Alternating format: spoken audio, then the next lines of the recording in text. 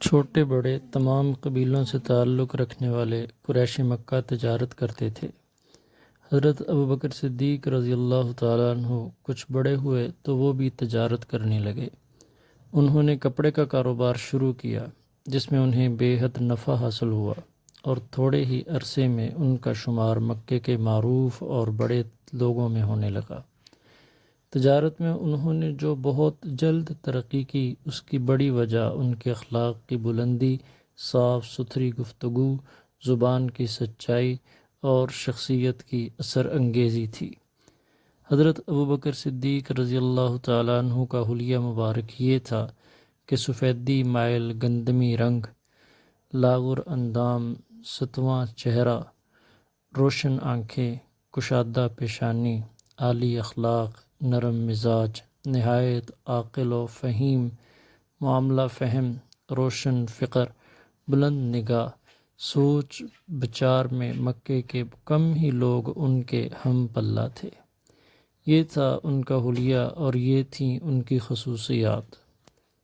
ہم عام طور سے دیکھتے ہیں کہ عقل مندی جہاں انسان کی روشن ضمیری کا باعث بنتی ہے، وہاں بعض دفعہ اسے غلط راہوں پر بھی گامزن کر دیتی ہے، لیکن ابوبکر رضی اللہ تعالیٰ عنہ پر یہ اللہ کا خاص احسان تھا کہ انہیں دل کی سلامتی اور ذہن کی صفائی کی دولت سے مالا مال کیا گیا۔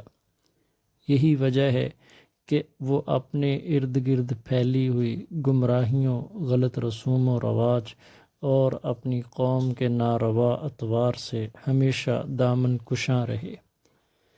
حضرت عائشہ رضی اللہ تعالیٰ عنہ فرماتی ہیں کہ اہل مکہ شراب کے بے حد عادی تھے، لیکن ان کے والد نے نہ کبھی زمانہ جاہلیت میں شراب کو ہاتھ لگایا اور نہ اسلام کے دور میں اس کے قریب گئے جب کہ اس کی حرمت کا حکم نہیں نازل ہوا تھا۔